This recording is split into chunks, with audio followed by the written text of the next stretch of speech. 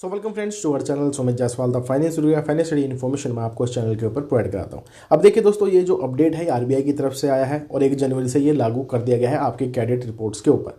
अब इसमें किया क्या है आरबीआई ने, वो ये किया है कि दोस्तों अब लेंडर को हर 15 दिन में जो है आपकी रिपोर्ट अपडेटेड करके देनी पड़ेगी ब्यूरो के अंदर।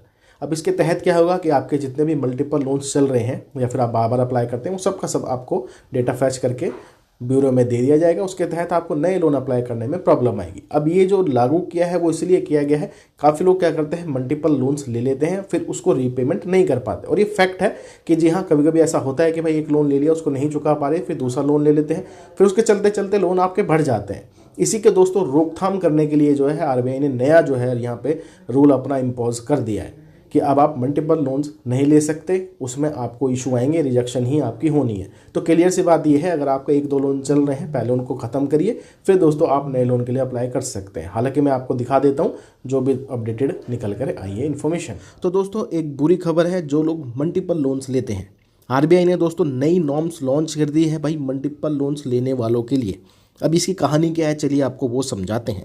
1 जनवरी से दोस्तों ये लागू हो भी चुका है। अब आप मल्टीपल लोन्स नहीं ले पाएंगे।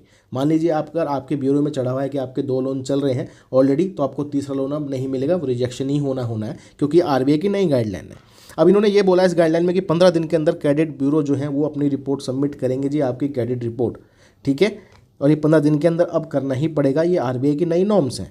अब हो क्या रहा था दोस्तों, वो ये हो रहा था कि लोग बाग क्या कर रहे थे, इतना ज़्यादा लोन ले लेते हैं कि वो रीपे ही नहीं कर पाते। बाकायदा यही लिखा हुआ है, some time and above their ability to repay, यानी कि एक लोन लिया आपने नहीं चुका पा रहे, तो उसको चुकाने के लिए आप दूसरा लोन ले लेते हैं।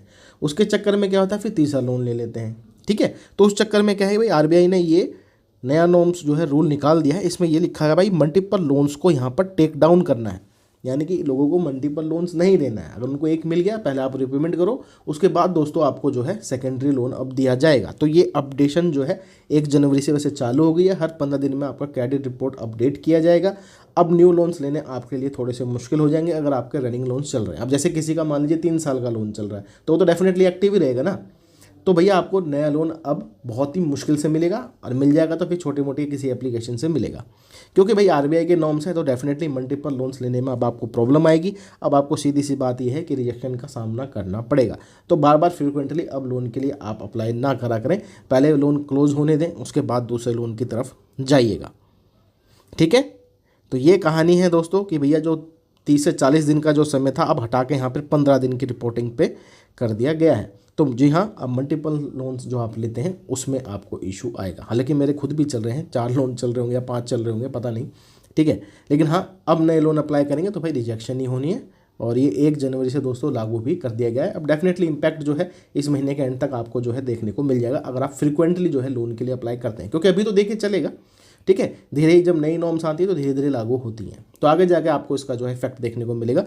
फिलहाल ये जो बैड न्यूज़ है उन लोगों के लिए जो काफ़ी लोग रिलायबल रहते हैं जो लोन्स के ऊपर, ठीक है। अब थोड़ा सतर्क हो जाइएगा, पहले ओल्ड लोन क्लोज करें, फिर आप नए लोन के लिए अप्लाई कर सकते हैं, ठीक है। तो आशा करता हूँ आपको समझ आ गया होगा। फिर भी कुछ क्वेरी हो तो आप पूछ सकते हैं। चलिए दोस्तों, मिलते हैं आपको दूसरी वीडियो में। ऐसी जानकारी के लिए चैनल को आपने सब्सक्राइब कर लेना है।